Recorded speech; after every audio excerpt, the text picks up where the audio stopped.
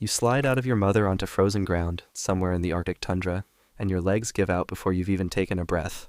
Your mother turns and pushes her nose under your side, lifting you back up, and you try again with your 4 legs spreading wide under your body as you find your balance. The herd around you is already moving, pushing forward across the open ground, so you need to keep up or get left behind. You manage a few unsteady strides before your front legs cross, and you go down again, sliding forward with your chin scraping the ground before your mother pulls you upright a second time. After a while, your legs start to hold and you stay up, walking close to your mother's side as the herd moves. You need milk, so you push your head under her belly and start to feed for the first time. That's when a large bull moves through the herd with his shoulder dropping into everything in his path. And before you can move out of the way, his body clips yours and sends you sliding several feet across the ground with your legs folding underneath you. You get back up and push toward your mother again, but a young male has moved in close to her side and keeps stepping in front of you every time you try to get near her. He's bigger than you, and every time you push forward he lowers his head and drives his short horns into your side, knocking you back. So you wait, staying just behind your mother until the young male moves away to follow the rest of the herd,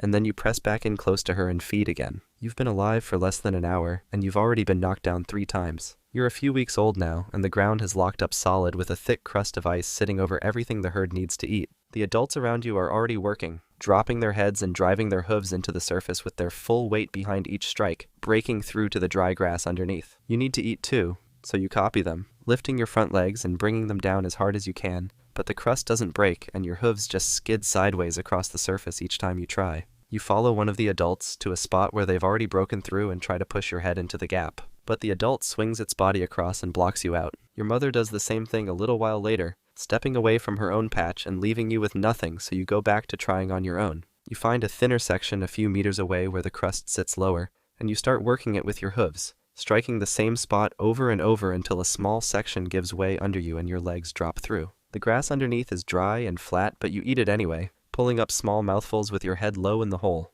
That's your first real food that isn't milk, and it takes you a long time to get enough. Over the next few days, your mother keeps pushing you away for longer and longer stretches, so you keep breaking through on your own, getting a little better each time. The herd has stayed close through all of this, moving together and covering the same ground, but staying together won't always be enough to keep everyone safe. You're 8 months old now, and the herd is spread across an open stretch of ground when the wolves arrive. There are 6 of them moving in from different angles, and the adults around you react instantly, pulling together into a tight circle with their heads facing out and their horns pointing forward. You need to get inside, so you push through the legs of the adults around you and press into the middle of the circle with the other young animals, with the wall of bodies closing around you on every side. The wolves test the outside of the circle repeatedly, moving from one side to the other and trying to find a gap. But every time one gets close, an adult lowers its head and drives forward, and the wolf pulls back. Then a calf near the edge of the circle panics and breaks out through a gap between 2 adults, running hard across the open ground away from the herd. 2 wolves cut away from the group instantly and run it down before it gets 20 meters, and it's over in seconds. The rest of the pack refocuses, moving along the outside of the circle toward the section nearest to you.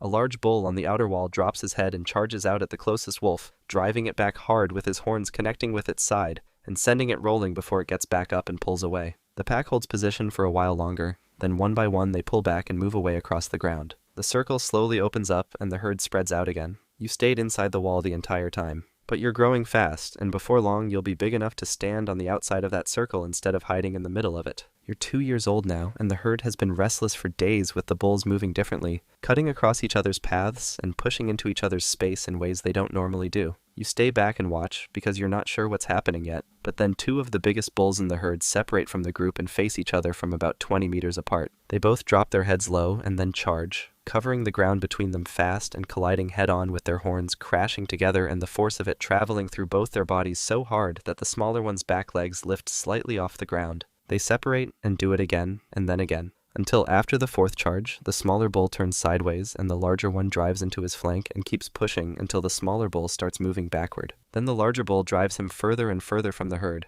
and the smaller bull eventually stops trying to turn back and just keeps walking until he disappears from view. You watch him go, then turn back to the herd. A larger male nearby spots you drifting too close to the group of females and swings his head toward you, dropping his horns in your direction, so you back away and give him the space he wants. Your own horns are still short and flat against your head, nowhere near big enough to use in a fight like the one you just watched. But they are growing, and in a few years, they'll be long enough to matter. You're 4 years old now, and the herd has been moving for 2 days toward a wide frozen river that sits between your current ground and the better grazing on the other side. The adults around you step out onto the surface without stopping, spreading their weight and moving steadily, so you follow them out onto the ice with the rest of the group behind you. The crossing goes well at first, with the herd spreading wide across the surface and moving at a steady pace. Then the ice under the middle section of the group starts to crack, with long splits running out in both directions from a single point, and two animals near the center go through together, dropping hard into the water below with the broken ice closing over them before they can get any footing. The herd pushes forward faster now,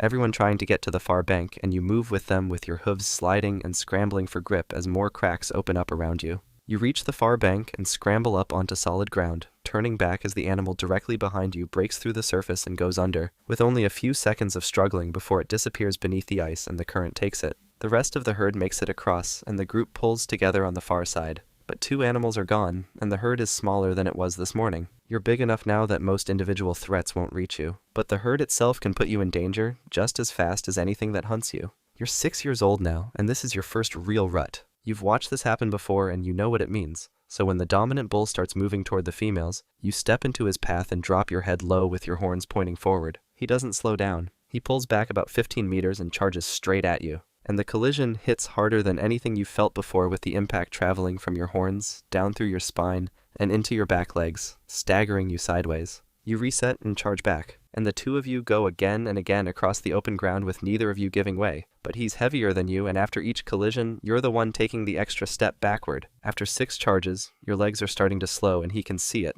so he pulls back further this time, giving himself more distance for the run-up. But you use that distance too, driving forward with everything you have and hitting him slightly off-center this time, so the force catches him on one side and pushes him off balance, with his back legs sliding out and his body dropping toward the ground before he catches himself. He stays low for a moment, then straightens up and walks away from you without turning back. You stand in the space he left and the herd moves around you. That's your first win, and this is your first mating season. You're 7 years old now, and your mate gave birth 3 days ago with the calf staying close to her side, and the two of you keeping it between you whenever anything moves nearby. A lone wolf has been circling the group since the birth, moving a little closer each time it comes back. So you position yourself between the wolf and your mate every time it appears and drive forward until it pulls away. It comes back a second time and you drive it off again, chasing it further this time and hitting it once across the shoulder before it gets away, so it stays back for the rest of that day. But on the third approach, it does something different, coming in straight toward you and pulling your attention forward. And while you're driving toward it, a second wolf moves in fast from the side toward your mate and the calf.